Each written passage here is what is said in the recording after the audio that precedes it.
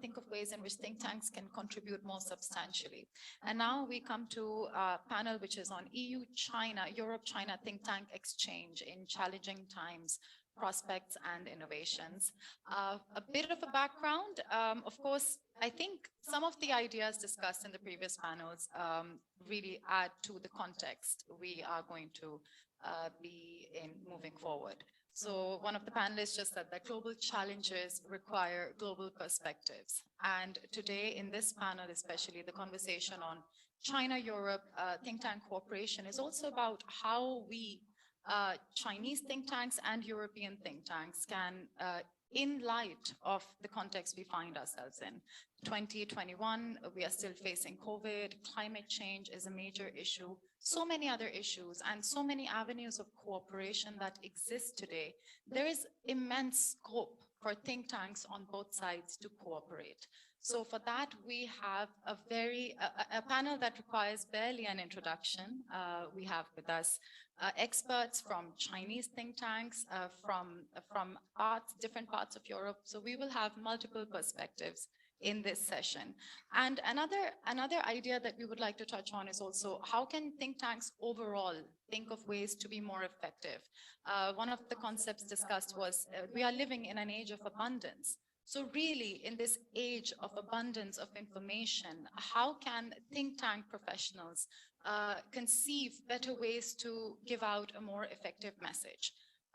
One thing I would like to add to this, just before we move on to introduce our panel, is that think tanks, I feel, are really the space between, that synergy that we are looking for. Think tanks have the ability to deepen the discourse, deepen the quality of mutual understanding, and really guide the way forward for policymakers, for governments, and generally for media and publics in general. So think tanks have a major role, responsibility, and immense capability to contribute. And that's why this forum is also another opportunity for us to contribute towards that end.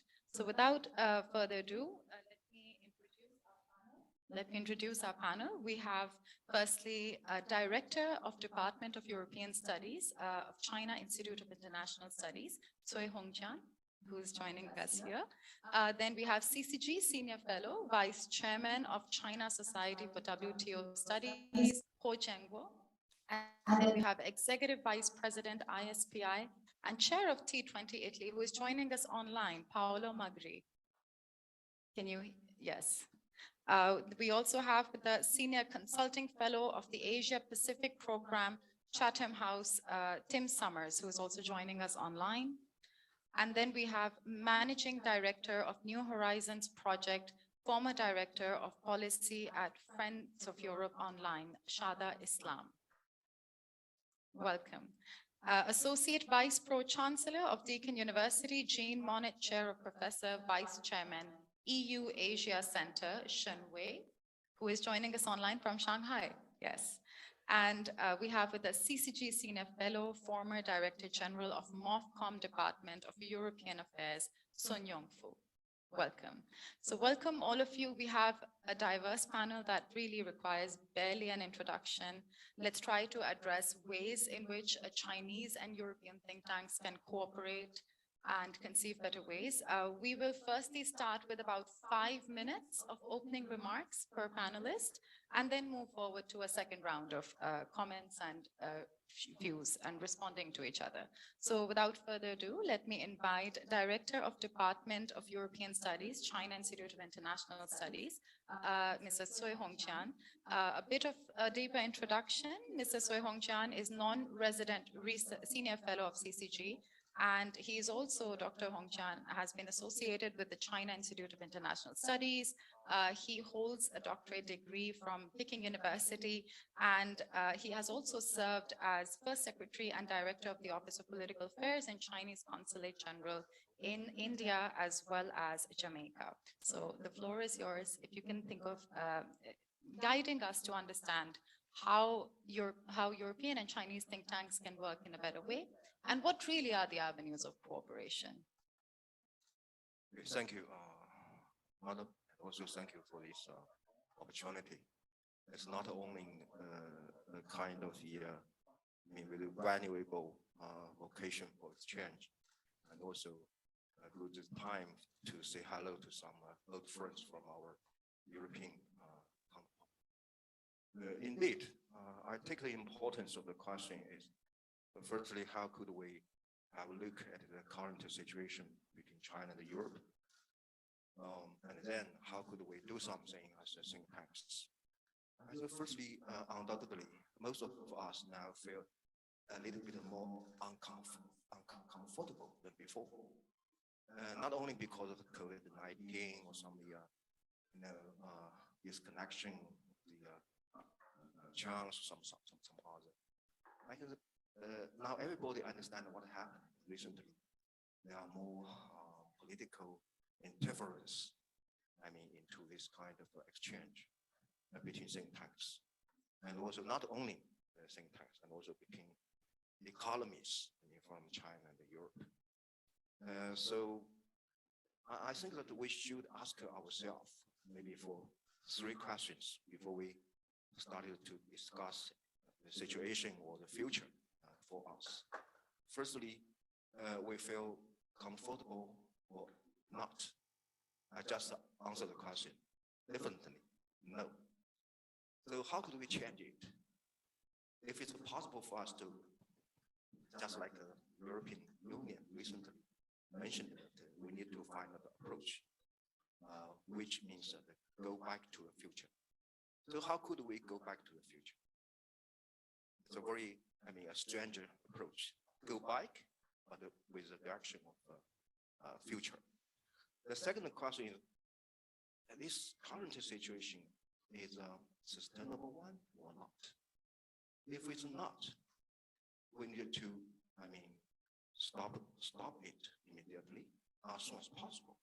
Or maybe we need to have some more innovation, we have some more big mind to change it, some negative fact behind it. The third is, the current situation would be, the mutual beneficial. If it's not, we need to try to understand if there is a better approach to achieve the common goals between China and Europe. So yes, I think that as a think tanks, we need to take some more responsibilities. But now, this current environment gives some more, especially the tests for encouragement, for some more confidence, especially as scholars, as research fellows. How could we uphold our professional sense and also kind of encouragement? On this point, I appreciate Madam Shada, my old friend. I read your article recently. You did a good job to rethink about the so-called summit of democracy. You try to require more and more scholars, especially from European countries, to rethink what the real means, the meaning of the democracy, especially it's very necessary for European countries to rethink that what's the achievement, what's the faults for this current political situation in Europe. I think once we have some more, joint or common understanding about the real situation, by upholding our professional sense, I think that there will be space for us to have some more cooperative works and also some maybe bright future for these relations between China and Europe. I should stop. Thank you. Thank you. Thank you, Mr. Tsui. Really, I think it's important to understand what a vital role think tanks and basically scholars, experts on both sides have to play in nurturing that direction moving forward. So thank you for your opening remarks. And now let's invite CCG Senior Fellow and Vice Chairman of China Society for WTO Studies, Mr. Ho Cheng-kuo. If you could share within 5 minutes, really the role think tanks on both sides, thinkers on both sides can play, and also if you can talk a bit more about the WTO and economic cooperation, how that can be an incentive for both sides to deepen their cooperation. Thank you, moderator, and good afternoon, panelists and participants. When we talked about the Sino-European issues, I think BAI, or BIT, the change in bilateral investment treaty, that is a landmark event. At the end of last year, promoted by President Xi and Chancellor Merkel, China and Europe completed the negotiation of the bilateral investment treaty, and we were close to signing the treaty. We just initiated the agreement with the condition that the European Parliament needs to ratify it. But this year, because of human rights sanctions in Xinjiang, the European Commission decided to put off the ratification of this treaty unlimitedly. We cannot say that US and Europe have developed an alliance and Europe has shifted towards the US. So everything is changing. Actually, the bilateral investment treaty is valuable and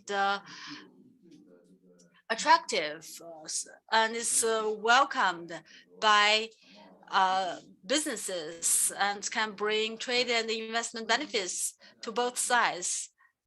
However, the EU Commission's attitude is very important, and Germany's attitude is also key because there is differences in European Commissions. The pragmatic people believe that we should have the BIT take effect so that it can bring economic benefits. And for those people against China, they want to take a tough stance. And news says that Schultz sent a positive signal of strengthening cooperation with China. At least he says that he will follow Chancellor Merkel's policy to engage with China. So that is a good sign. Whether the treaty will take effect will depend on a number of questions or a number of factors. One is the Sino-US negotiations on trade.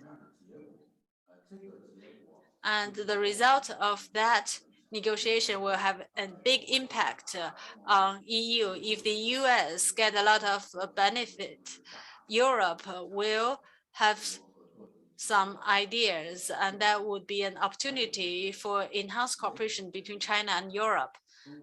And it will also depend on the progress of high-level opening up by China. China said that it has applied to and will participate in CPTPP, and with stress testing, if we can stimulate reform and opening up in China, then our market will be more attractive.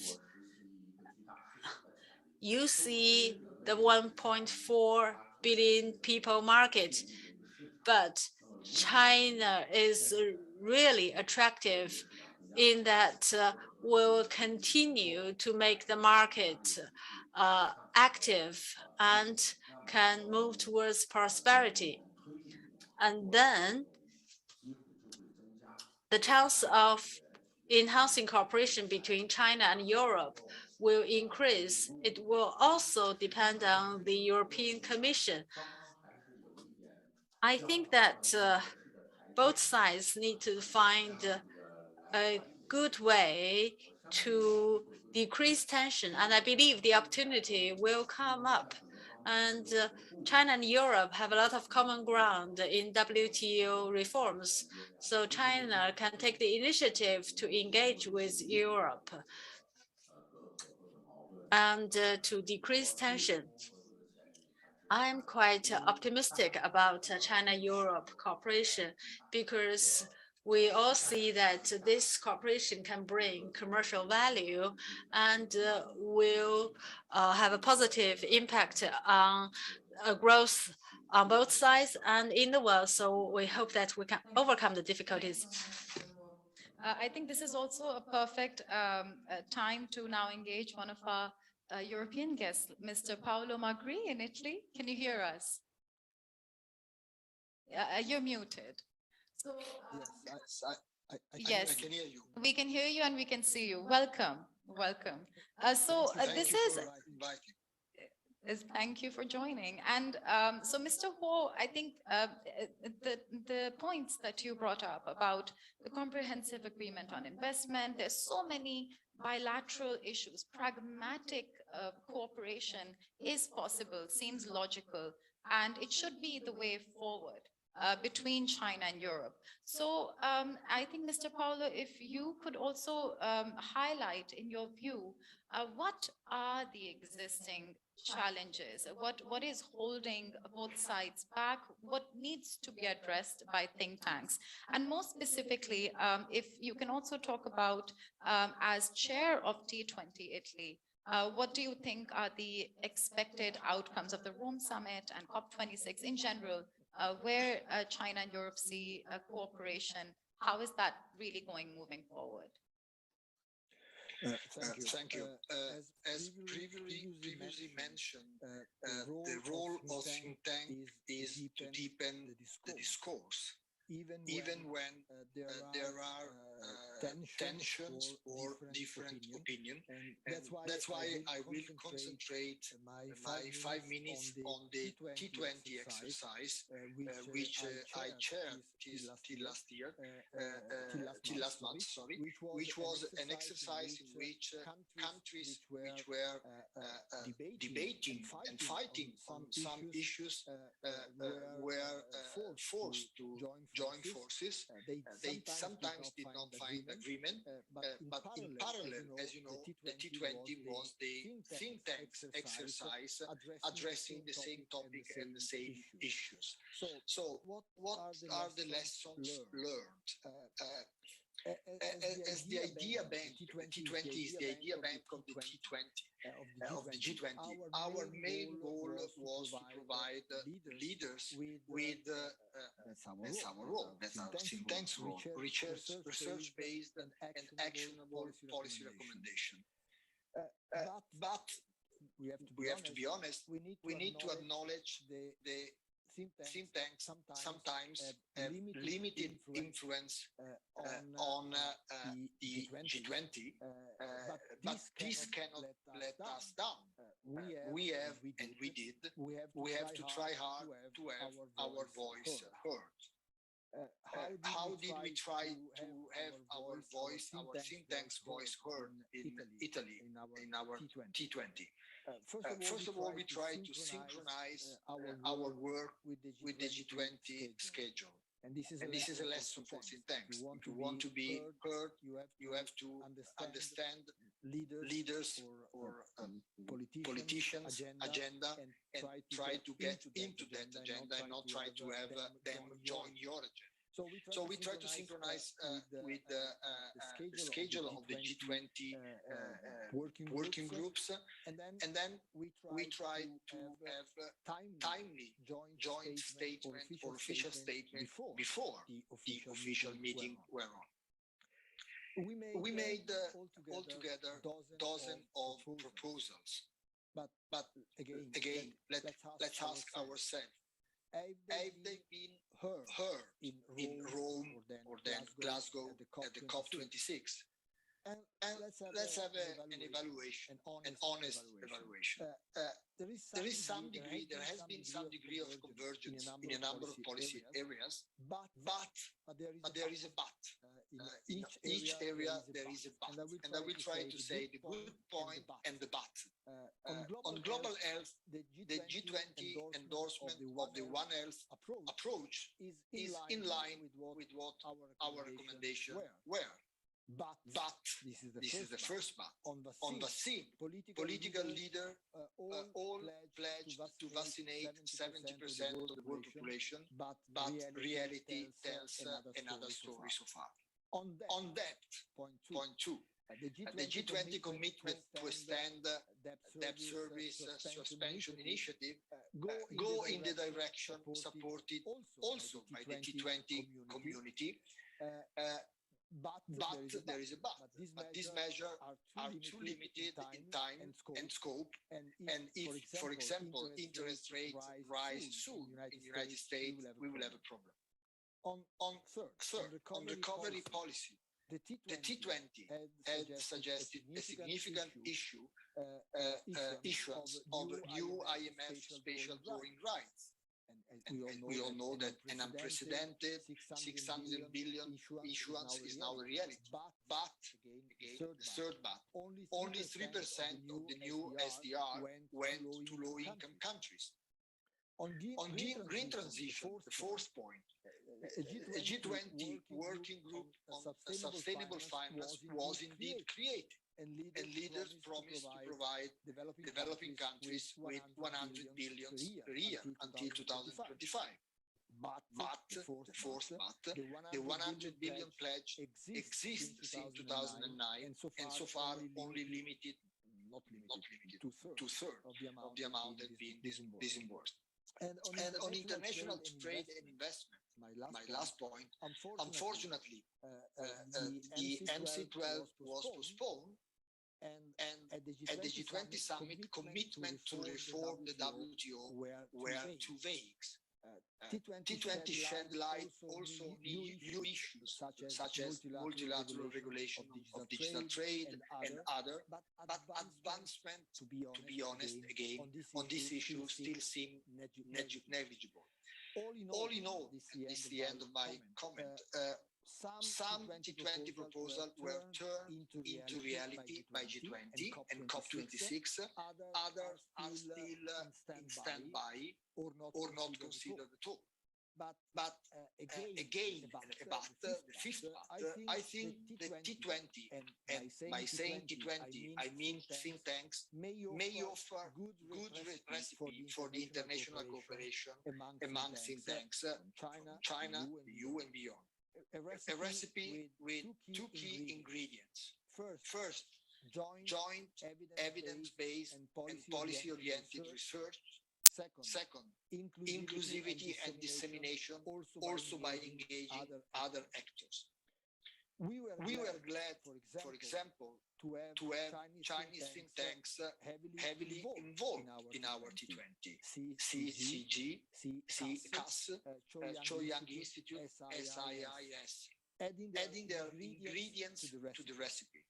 A good recipe indeed, we should be further enriched and possibly replicated beyond the G20. And I think workshop and seminar and conference like this may be helpful in this direction.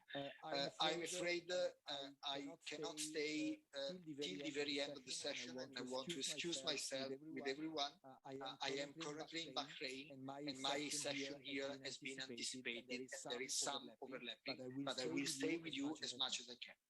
Thank you. Thank you so much, Mr. Paolo. And really, that comment, the introduction of the many buts, which I think is an important addition to our conversation. On the one hand, we are talking about addressing gaps of understanding. How can think tanks on both sides really deepen their cooperation and figure out multiple better ways of working together? Like you, in conclusion, mentioned, we need to find objective and inclusive ways to cooperate. But another aspect that both sides need to work on, and this is something that this panel also seems to, we want to highlight, is how can, in essence, think tanks become more effective? And that's why those gaps, so think tanks, we always say, are here to give better policy recommendations, but also identifying the gaps between policies and the practical implementation is an important part of the role of think tanks, and guiding governments or these. It's easy to make very ambitious goals, but following them, having practical and achievable goals, that's something that think tanks can also help with. So thank you, and also for illustrating how the T20 is a good example for better and practical think tank cooperation. Now we have from Shanghai, Mr. Shen Wei, who is Associate Vice Pro Chancellor of Deakin University, Jean Monnet Chair of Professor and Vice Chairman EU Asia Center. He is also non-resident Senior Fellow of CCG. So Mr. Shen, your remarks and also how the EU Asia Center can be an example, what they've achieved, what we can learn from that experience. The floor is yours. Thank you, Madam Moderator, and great to see you all, colleagues from Europe and China. And it's a pity we couldn't meet physically in this new normal, but I think we will have a very fruitful discussion. And the Europe-Asia Center is obviously very proud to be part of this discussion, and we are partner of CCG, and myself is a fellow of CCG. And I first of all want to address some of the challenges and difficulties we are living in. We are living in this unprecedented period.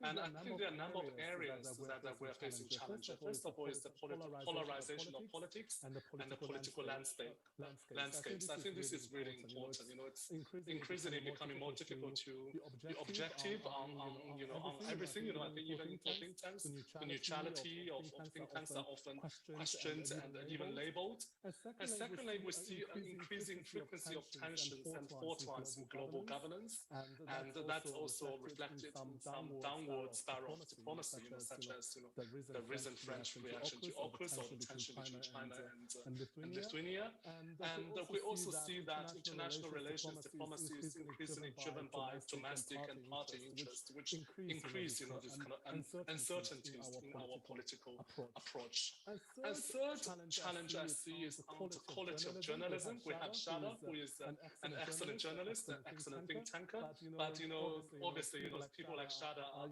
in short demand nowadays in our media.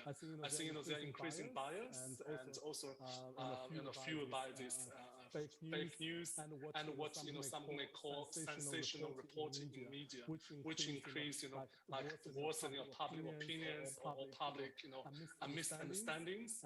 And I want to encourage to read the article by Tim Summers, who just published in our journal. In the journal, I'm editor-in-chief of Asia-Europe Journal on British opinion of China. I think there's increasing deterioration of public opinion among the major nations, which is causing concern. And lastly, I think that's also physical distance.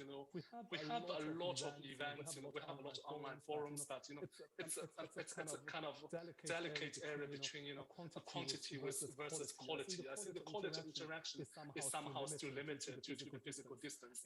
Intermediaries and distance, even at high level like G20 or COP26, have made negotiation rather cumbersome. And that's the same for think tanks. And that how we are battling with this kind of physical separation.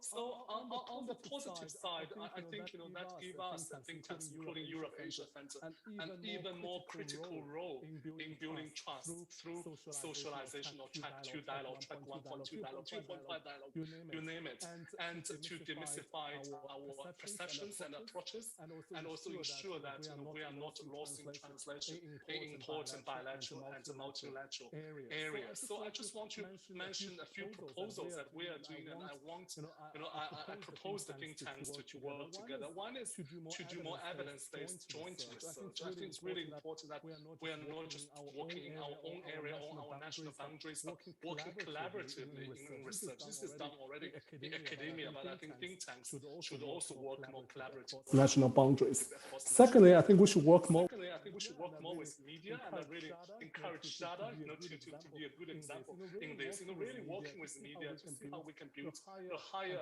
and better quality media reporting. And thirdly is engage with academia.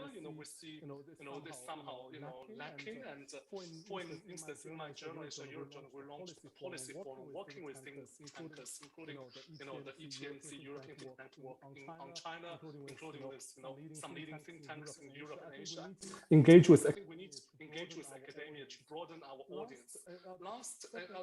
Second, one more is the people-to-people dialogue. We talk about people-to-people dialogue between nations, but I think we also need people-to-people dialogue between think tankers. How we can create job shadowing between think tankers. for instance, CCG colleagues can work in Chatham House, for a short period to really have this socialization and face-to-face exchange of ideas, which is missing. The two more areas I want to propose is one is how we can work with para-diplomacy, work with sub-state actors, which we see city-states, provinces are very active in building bilateral relations. We see the example of Quebec in Canada, but also in Australia, for instance, where I'm normally based. The state of Victoria is very active in building relations with China, for instance. So how think tanks can work with sub-state, city, and provincial actors in international dialogue. CCG is doing a lot, for instance, working with Chinese city and province. And last but not least, we have to think about our future is the youth and the youngsters. I think think tanks seem to work in the policy area very successfully, but how we can engage with young people is really important. This future and emerging leaders. So identifying colleagues, students, or young professionals who are interested in international affairs and to seek their voice and participation in these multilateral, bilateral forums are really important. And again, I think CCG is doing quite a lot in this area, but I think think tanks in Europe and other parts of China should engage with the young people and how we can build this kind of youth linkage to our think tank. So this is I want to, some of the challenges and some proposals I have in mind for Europe and China or Europe and Asia think tank collaboration, and I hope it's of interest to the audience and for the discussion later on. Thank you again for CCG for the invitation.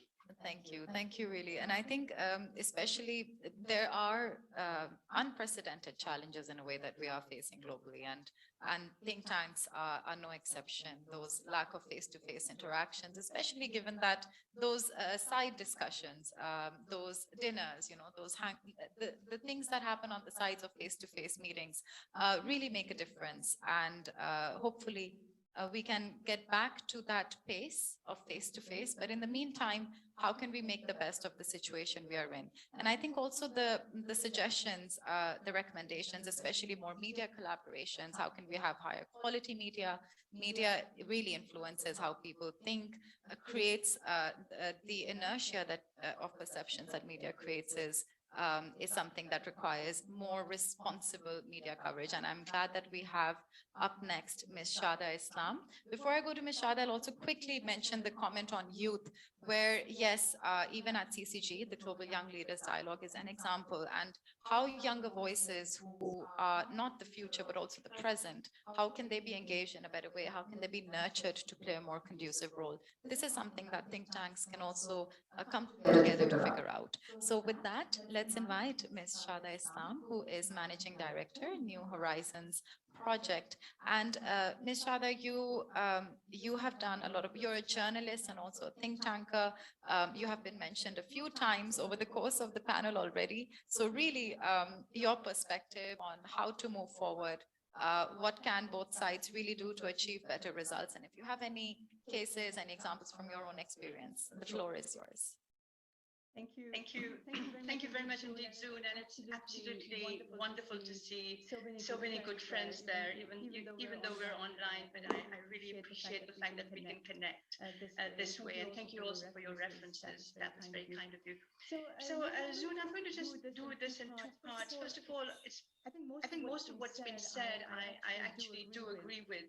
It's been a very challenging year for EU-China relations. I used to be a journalist, as you pointed out, following EU-China relations for the Far Eastern Economic Review, which was based in Hong Kong. And then when it shut down, unfortunately, I have to say, I became a think tanker, worked for European Policy Center, where I'm, again, senior advisor, and then for 9 years at Friends of Europe, setting up EU-China forum, EU-China think tank discussions, taking part in every single opportunity I had to actually engage with my colleagues in China, traveling there, going to Asia, meeting them in multilateral formats, but also bilateral. So this for me is the most important. I have a hunger for information, and I need to know what's really happening on the ground. I think that's what's really missing in these COVID-19 times. My last visit was in 2019 to Hainan, actually, where I was with the CIRD for a few days. So it's been a challenging year, and it's been mentioned. It's about the comprehensive agreement on investments that is now frozen. It's about the tit-for-tat sanctions. It's about just a lot of uncertainty about where EU-China relations are headed. It's very volatile. It's always been a roller coaster kind of relationship, up and down. We know that. But for the moment, I have to confess, I've never seen it so fragilized and so weakened, if you like. And of course, the change that's taking place in Berlin leaves also sort of uncertainty hanging over us on the horizon. So how are we dealing with this? I think the real problem, and I have to be very, very honest with you, is the tit-for-tat sanctions. I think since China has reacted to European sanctions over Xinjiang by actually restricting the movement and sanctioning European think tanks and members of the European Parliament, I think that really casts a very dark shadow over this relationship. And soon has an impact on EU-China think tank discussions as well, because there is a sense of solidarity among European think tanks, and there is a sense that, we could be next. So this has created, I would say, a certain degree of not just uncertainty, but also anxiety about where this relationship is headed. Because I totally agree with what Zhi Hongjian and Wei Shen have said. We need to talk to each other, and online is just not enough. And this is, I think, the major problem we have at the moment. So the gloomy sort of landscape, the wider picture of EU-China relations casts a very dark shadow over what many of our think tanks want to do with China. I won't say there's a homogeneous kind of sentiment. Some of us are engaging, and some of us are actually not engaging. So there's no one joint position on this. So in this difficult environment, I think I totally agree that when the going gets tough, that's when think tanks have to get going. That's when the tough have to get going. It's extremely important to do that.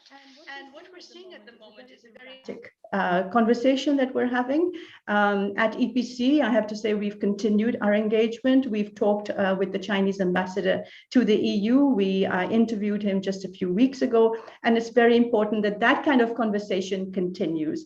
But I have to say that for many others, this idea that we can somehow still engage with China is driven by a certain degree of circumspection and an unwillingness to do so while these sanctions on members of European Parliament and while the sanctions on some European think tanks stay. Now, I think the way forward, and I'm going to be quite brief on this as well, I think it says ABC. I think we can work together through ASEM. ASEM is a format that not many people recognize or appreciate, and I think that is a mistake. ASEM is a very important geopolitical format. It's been there for 21 years almost, and we need to be careful about just disregarding it and sort of thinking of it as something which is sort of a if you like, something that you sort of just invest the minimal energy into. And if we are 53 partners in 51 countries, plus ASEAN and the European External Action Service, members of this, we can really engage in a multilateral format, a bit like what Paolo was saying about T20. And I think ASEM would be a very important format platform to develop into this think tank dialogue. And there, once again, even if there are problems in a bilateral relationship, such as at the moment, if you like, between EU and China, within ASEM, we can talk because we have common agendas. I think the common agenda that we can have in ASEM is actually to talk about access to vaccines. T20 has done that, but I think we need to push. And I think it was unfortunate that we didn't have this discussion between among us before the summit that was held online at the end of November. We can talk about Afghanistan. This is something that most people sort of neglect. America has withdrawn, NATO has withdrawn, and Afghanistan has fallen off the radar of our journalists, as Wei Shen says. We have very short attention span, but I think we need to talk about Afghanistan and ways in which we can work together for countering the looming and the very, very catastrophic catastrophic humanitarian crisis there. And of course, we also have joint interests in further developing Africa. And I think we should take our geopolitical competition out of that continent. That's what the Africans keep saying to me: work together, for God's sake. Don't work in parallel silos. So A for ASEM, for Africa, Afghanistan, and access to vaccines. B is to stay balanced. And this is becoming extremely difficult, as Wei Shen has said. We are not driven by logic and rationality. We're being driven by emotion and ideology. And I think think tanks really, to be worthy of their name, should avoid that kind of ideology. But hey, we live in the real world, and this is something that is becoming very difficult to be balanced in this very polarized environment that we're in. So, and C is for compete and cooperate. We live in a world where it's a mix and match world, really. For me, there's no question of a binary choice, and I think most Europeans would agree. We're not going to choose between the US and China, but we're going to have a mix and match world. We will cooperate when necessary, when important, especially on common global goods, and there will be competition on some areas as well.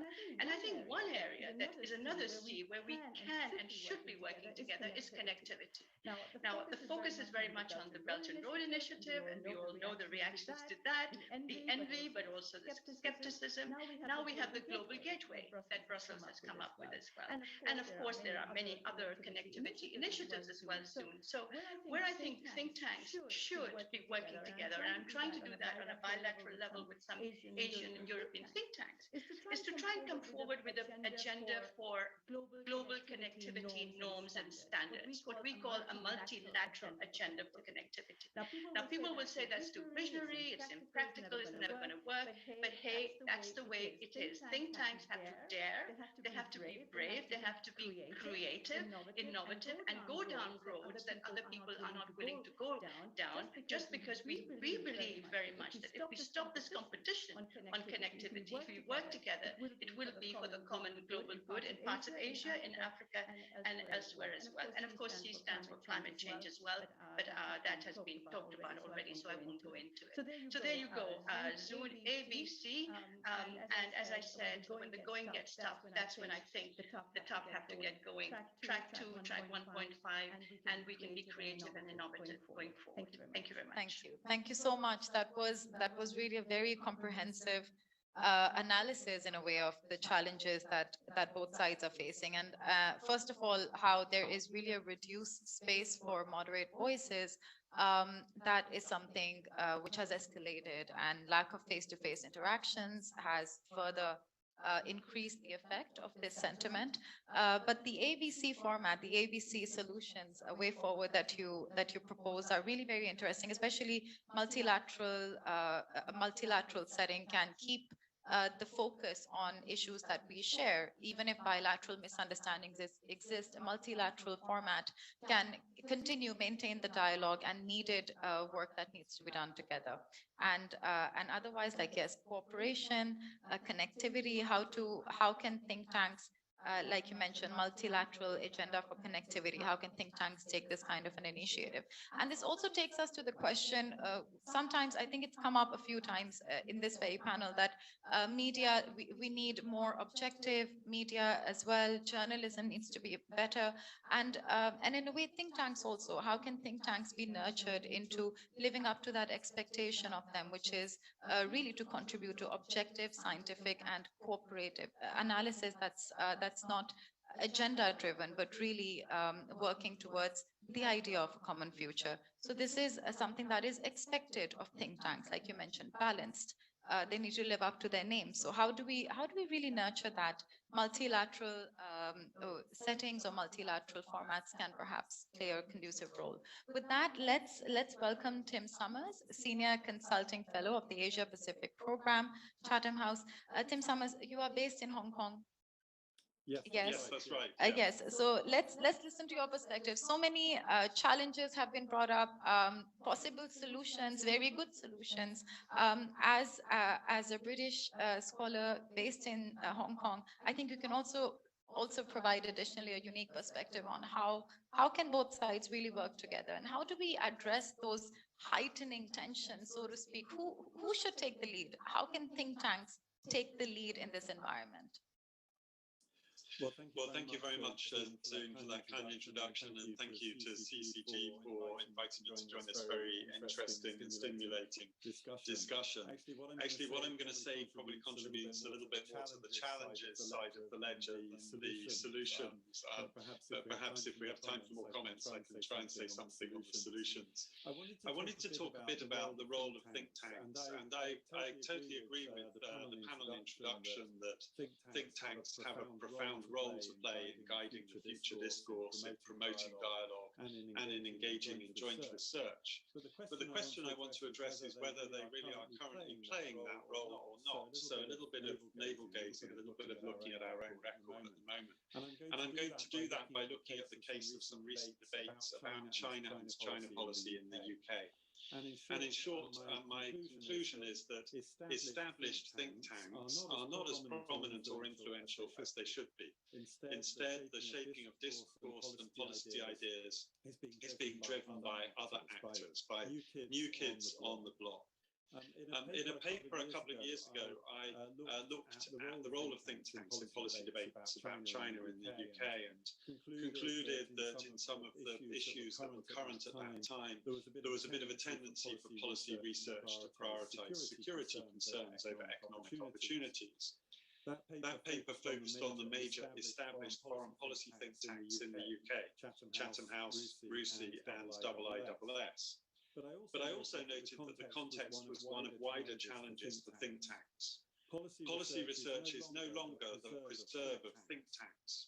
Universities, consultancies, lobby groups and others have entered the policy research space, bringing with them a diverse range of agendas, funding models and political relationships.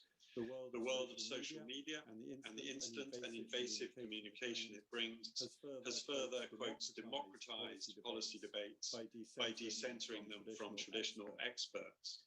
And this phenomenon, I think, has become clearer over the last couple of years. I don't mean to dismiss the traditional think tanks at all. They continue to do important work as platforms for public debate and closed-door discussions. But if we look at three significant China-related policy decisions by the British government over recent years, I would say in all three cases, the role played by the major traditional think tanks was marginal.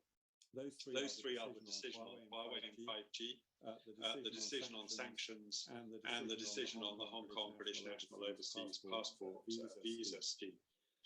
So looking first at Huawei, the reasons for the UK government's eventual about turn on Huawei and 5G are complex. But clearly there was lobbying by Conservative Party politicians, there were voices in the media. But on this topic, I think the traditional think tanks were quite quiet. One fellow from RUSI, one of the think tanks, was a prominent voice in repeating the idea that Huawei posed a threat.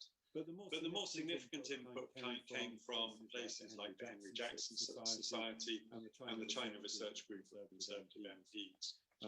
For example, in May 2019, Henry Jackson Society issued quite an influential report called Defending Our Data on Huawei, the 5G issue and the Five Eyes. The second issue, sanctions, and this is a decision that Shada has already referred to. The decision to sanction Chinese officials over allegations relating to Xinjiang is another example of new voices dominating the debate. Again, in the UK, it was members of parliament from the China Research Group. It was the Interparliamentary Alliance on China and other lobby groups that were prominent. The traditional think tanks have been pretty silent on this issue, and even some good work by scholars at RUSI on the problems of sanctions appear to have little impact on the policy debate. Then the third example is the Hong Kong British National Overseas visa scheme. This is a good example of agenda setting and successful lobbying, in this case primarily by the advocacy group Hong Kong Watch, supported again by the China Research Group, IPAN and others. There was little evidence of this being a central issue for the traditional foreign policy think tanks, and the occasional op-ed by some of their researchers, including myself, did not make much impact. The agenda was set by the lobby group. What to conclude from these three admittedly controversial cases, and someone may argue they are not typical, they're not the most important issues in British government policy towards China, but I think they have all been quite dominant in the discussion over the last year or so. The obvious conclusion to me is that it is the advocacy groups, with their zeal and their focus, which are having the most direct impact on policy making in the case of China policy in the UK at the moment. So these include the groups I've already mentioned: Hong Kong Watch, IPAC, the China Research Group, the Henry Jackson Society. The latter describes itself as a think tank, but I think probably operates more as an advocacy group with a clear political agenda and a highly critical approach to China at that. The representatives of these new voices may reject my characterization. They perhaps would argue that many of their policy demands and suggestions are not met. That itself could be part of the lobbying game. But if we step back and look not just at the specific policies, but also at the broader trends in the UK's China policy at the moment, it seems to me that traditional think tanks are being sidelined by the new kids on the block. So I'll leave it there for the moment too. Thank you.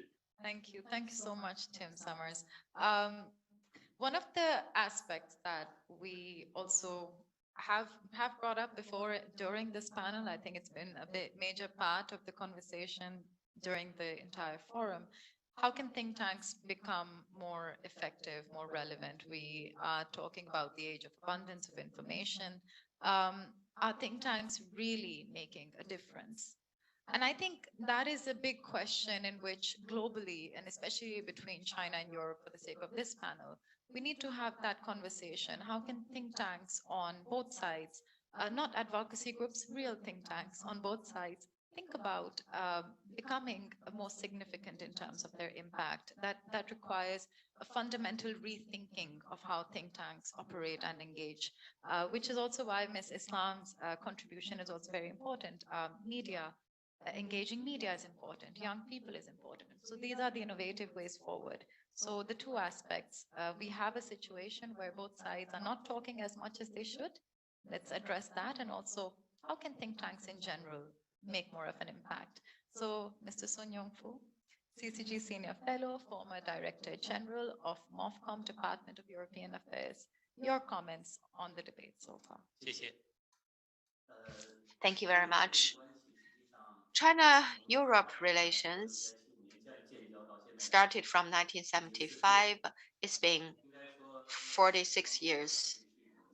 Our relations are mature, broad, and deep-going. And there are different kinds of dialogues between the two sides, dozens of them: political dialogue, economic dialogue, trade dialogue, cultural, people-to-people, technology, educational, university-to-university dialogues, student-to-student exchanges. So it is a quite mature relationship. However, we have also seen that although our relations are deep-going and broad, it is also fragile. Why? Actually, this year is a year with a lot of difficulties for our bilateral relations. In 1989, if we go back to history, that was the first sanction by Europe against China, but that was only temporary. And then we entered a stage of rapid development of China-EU relations. But this year, because of the Xinjiang issue and the so-called value issues, the EU imposed sanctions against China again, and that triggered much reaction from China. And then our relations are strained again this year. I'm responsible for the practical part of the relations with Europe, the trade and commerce exchanges. I used to be Director General for the European Affairs Department of the Ministry of Commerce of China. Yes, now our relations are strained. However, I don't think the practical cooperation part of our relations has not been undermined. It is still going on very well. Last year, we suffered from the impacts of COVID-19, but the trade ties between China and Europe still grew. Last year, it was over 600 billion, up by 4.9%. This year, it was growing by 30%. In the first few months already, it reached over 670 billion.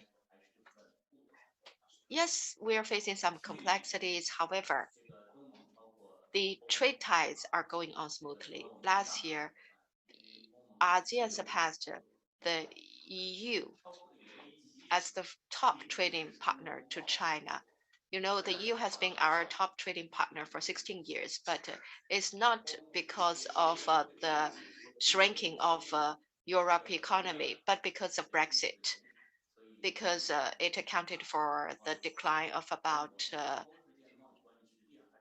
100 billion.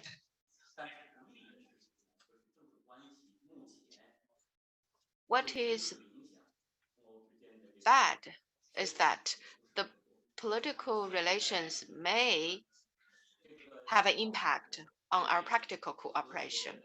Now, the business cooperation has been taken hostage by our bad political ties. So the interactions between the economic side and the political side is actually something negative for our common interests. It is bad for the cooperation between the businesses. It is bad for our public. We have tens of dialogues between the two sides. We have human rights dialogue, for example. But when we need it to play a very important role, it is not there. So some of the dialogues are not going on very well. So in that sense, the think tanks have a good space to play its role. So the think tanks can be more creative and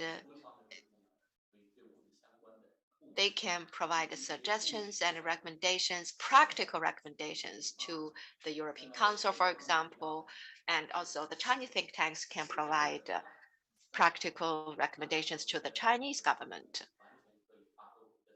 So how can we move out of this dilemma of our bilateral relations? I think think tanks can really do something to come up with some practical cooperation plans.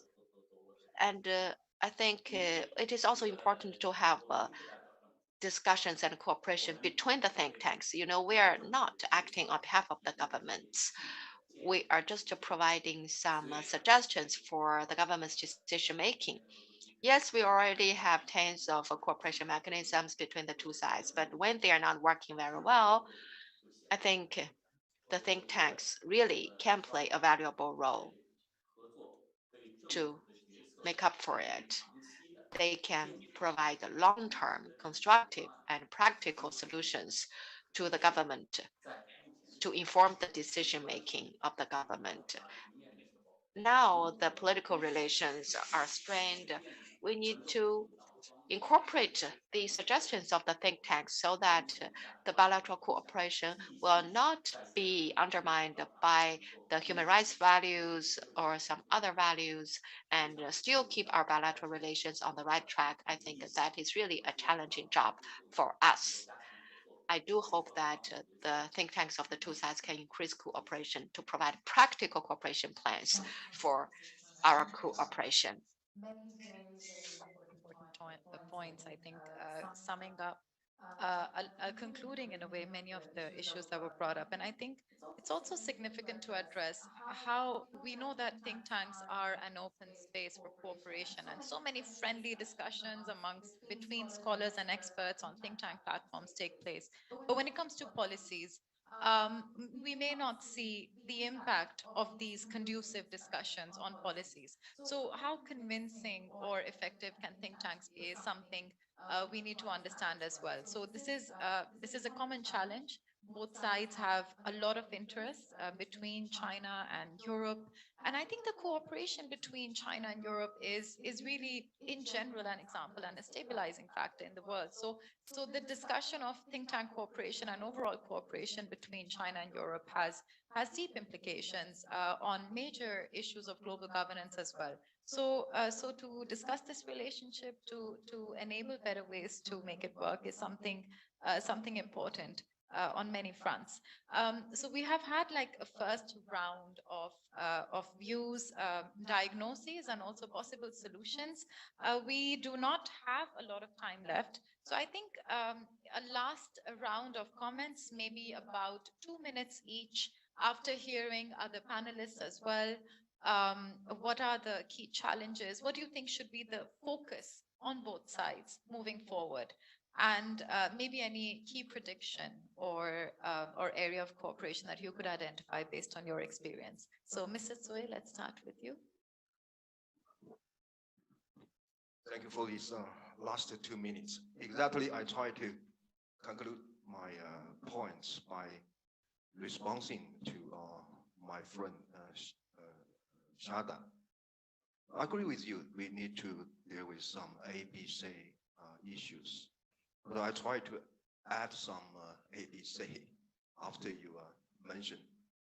Firstly, yes, we need to take care of the cooperation in the frame of ASEAN, and we need to try to find more cooperation in Afghanistan, Africa, no problem. But I think especially from China's perspective, the other 2A, we need to also take care about it. Firstly, why is there Indo-Pacific strategy, not Asia-Pacific? Especially, in the background of the China-US competition and the American vision of Indo-Pacific strategy. So it's difficult for China to understand what's the difference between European attitudes and American one. The second is I think we need to try to to have this real sense of the strategic autonomy.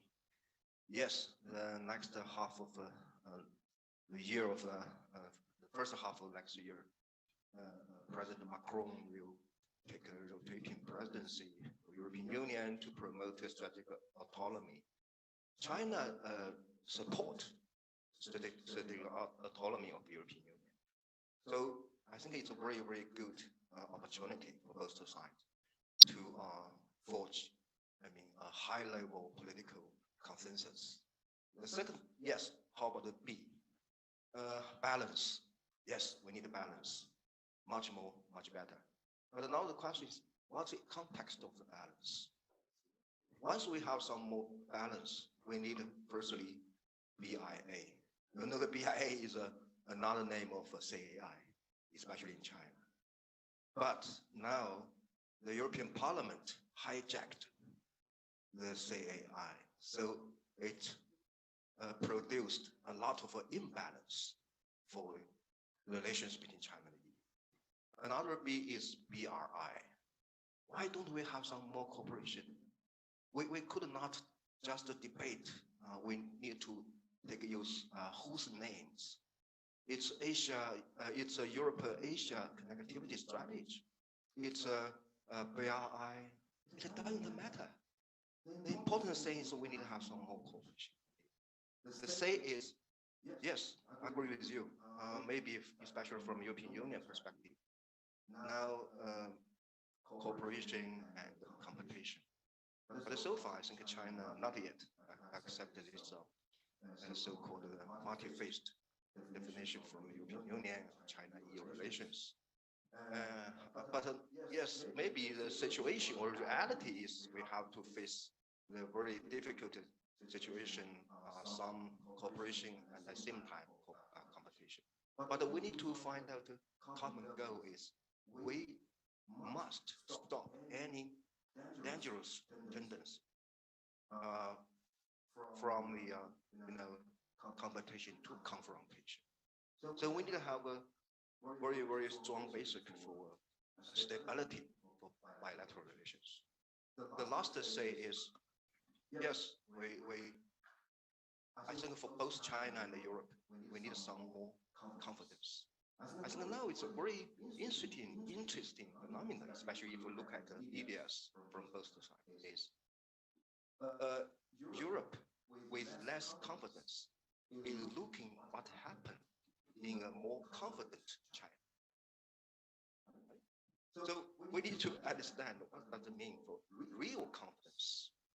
So I think for China, for Europe, yes, especially for think tank, we need to have some more opportunity. I hope that this time, this meeting would be a very good starting point, not only between me and Shada and between think tanks for both sides, for further discussion, for more consensus. Thank you.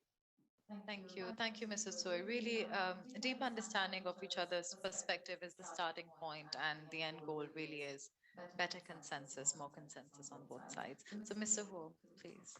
Okay. Within 2 minutes would be ideal.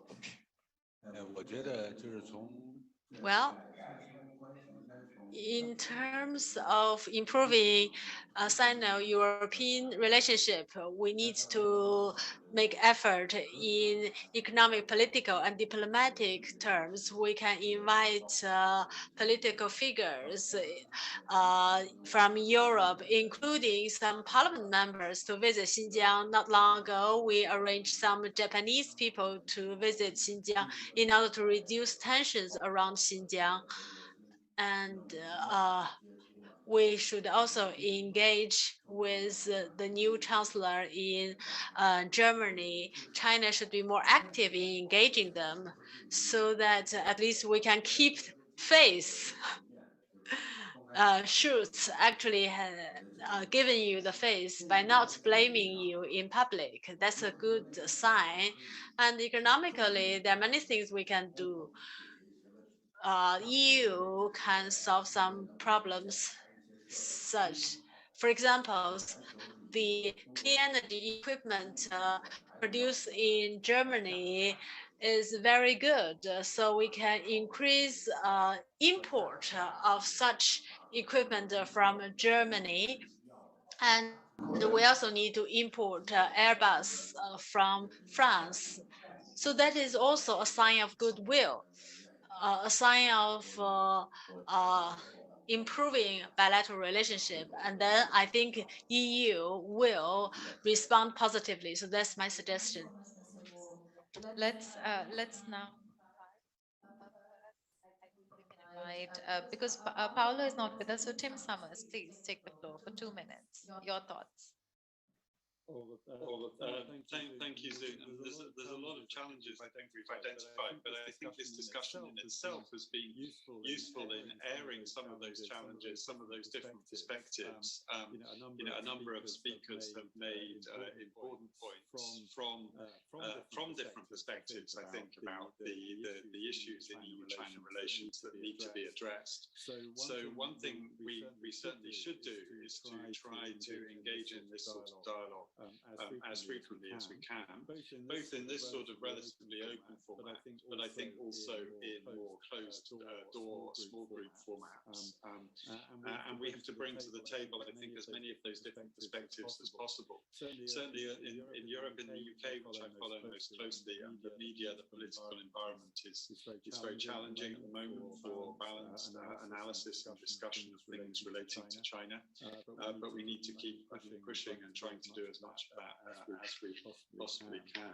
So perhaps that's slightly less than 2 minutes soon, but hopefully that's okay. Thank you. Thank you so much. Yes, unfortunately, I wish we had all the time possible, but unfortunately, we're pressed for time. But that said, that really helps, and that adds to the kind of, I mean, we are all looking for consensus in the end, and identifying the challenges is an important part. And let's just propose possible solutions. So thank you, Tim Summers.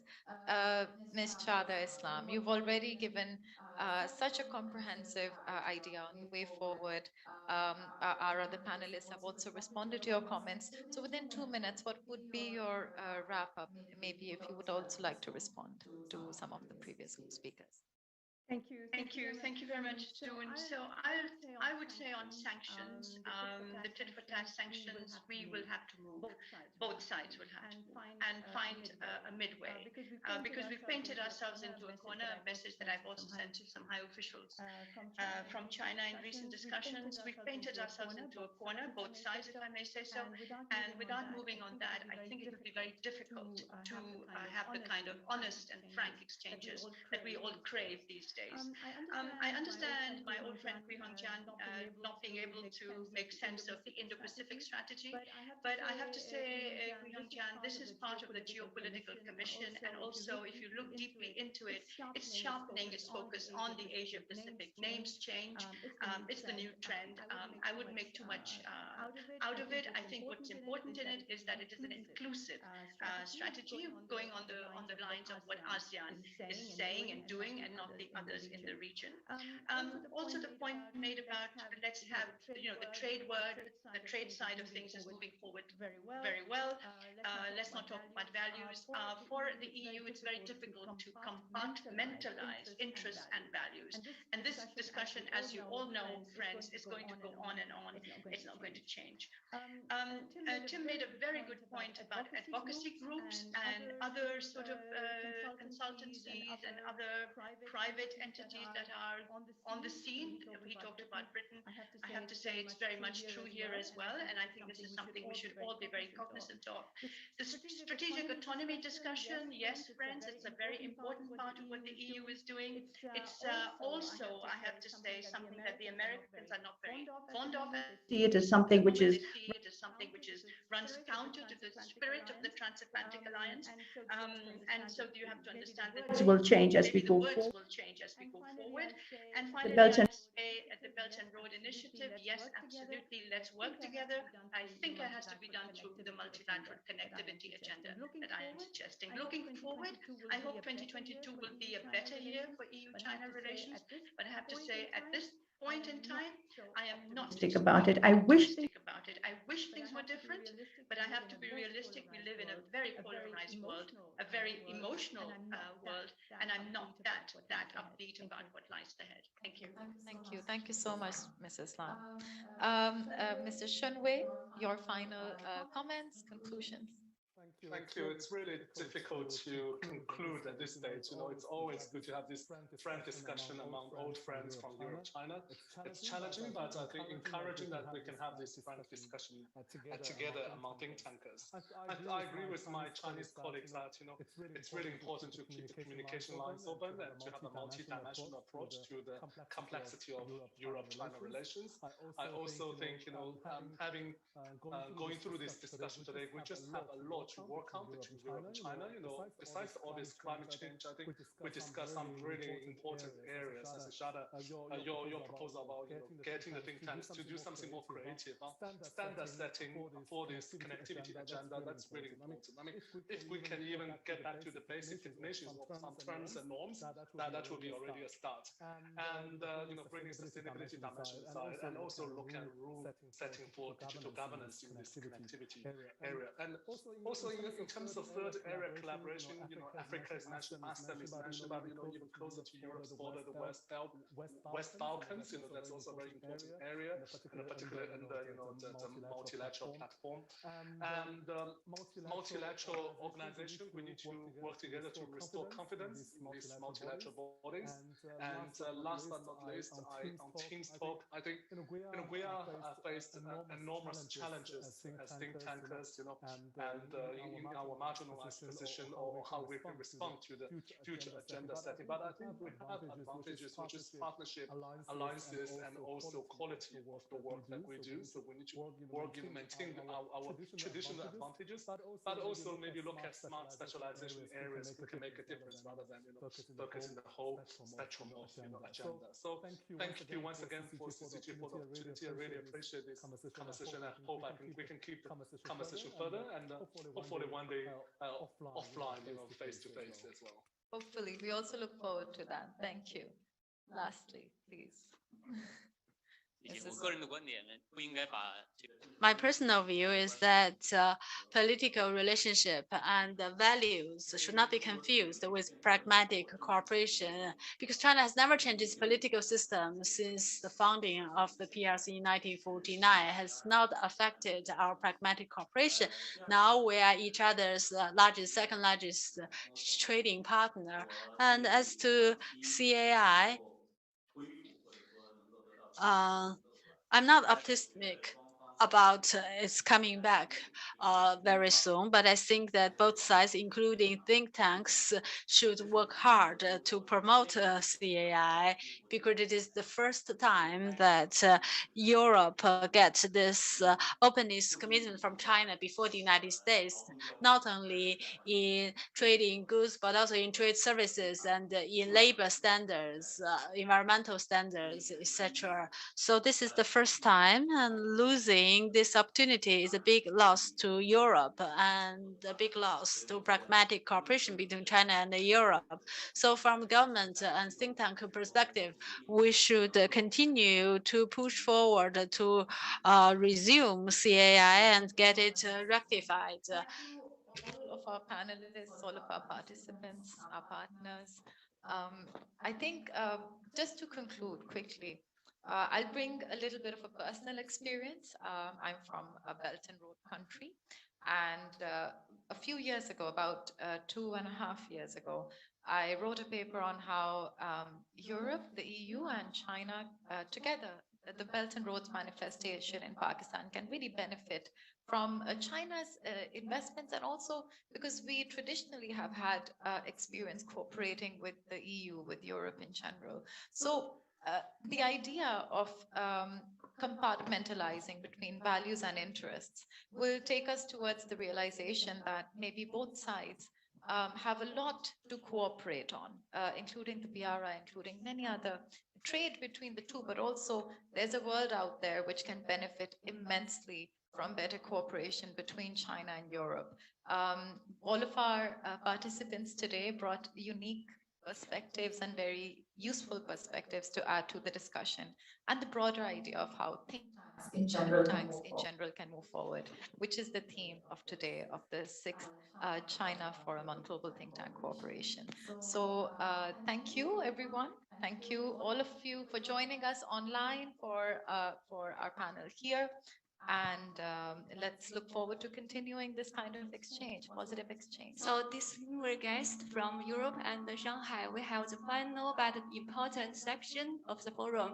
Please keep online. So welcome CCG Vice President week ago to give us a conclusion speech. Thank you. Thank you.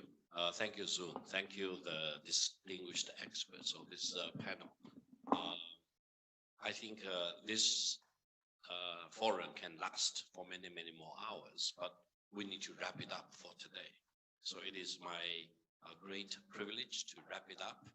And I'm very happy that throughout the day, lots of ideas have been presented, lots of brainstorming, and I'm truly confident that CCG staff will collect all these data points and come up with written reports about what has been presented, what has been discussed. I would say today's forum is truly a global forum for innovation of think tanks, for innovation of how think tanks should operate, of innovation of how think tanks should staff with experts, and what kind of expertise and experience will be necessary for promoting the growth of think tanks, not only in China, but across borders with many other countries in the world.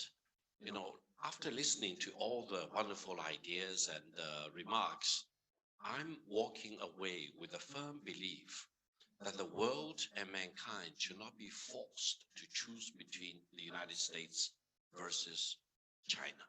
That is actually a false choice. And that is a choice that many countries will need to refuse to pick and choose. I think the real choice before mankind is war versus peace, or growth and development versus ossification and lack of innovation. I think that should be the real choice. If any country is promoting war, we all need to be opposed to that. If any country is standing for peace and development, I think regardless of our political system or ideology or values, we all need to promote that. So I truly believe the real choice is definitely not between China and the United States, but between war versus peace, development versus ossification. And also, allow me to add another point. I think the so-called destiny or destined to war, as some scholar in the United States has proposed, is the false destiny for China and the United States. That's not the real destiny. I think the real destiny for China and the United States is the inevitable peace, because I think all the precedents that distinguished professor has analyzed involve wars in the pre-atomic age. But now between China and the United States, these two powers are not pre-atomic powers. These two countries are atomic powers. So I would say all the precedents, all the analogy, all the so-called Thucydides trap, etc., no longer should be applicable to two great nations like China and the United States.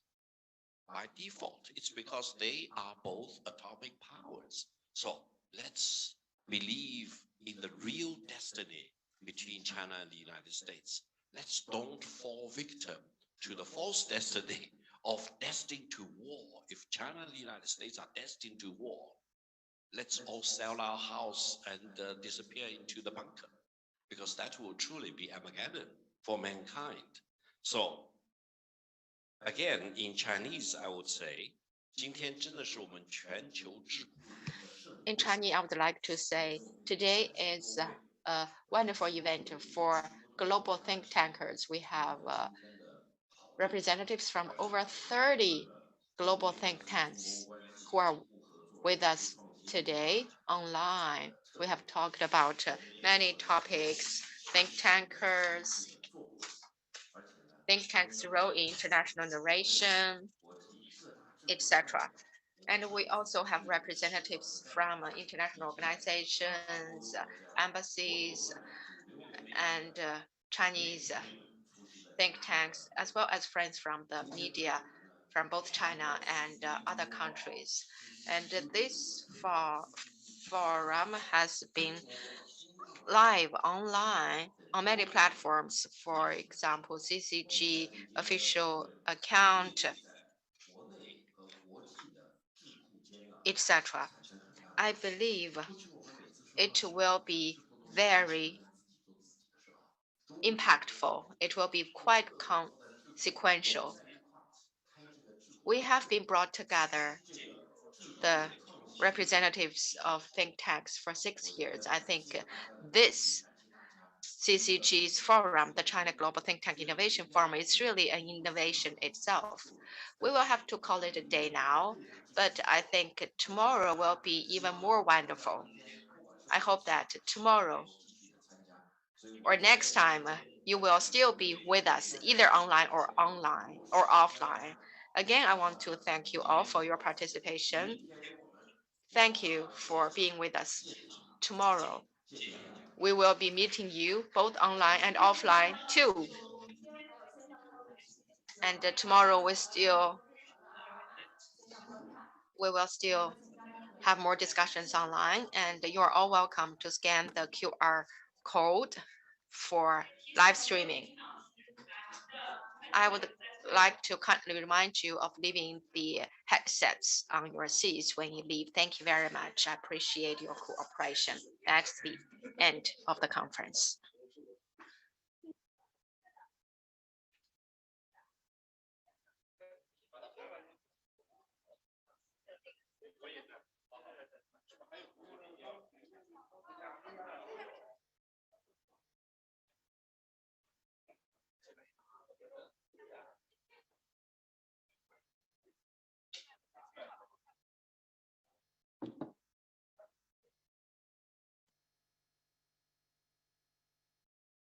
Record.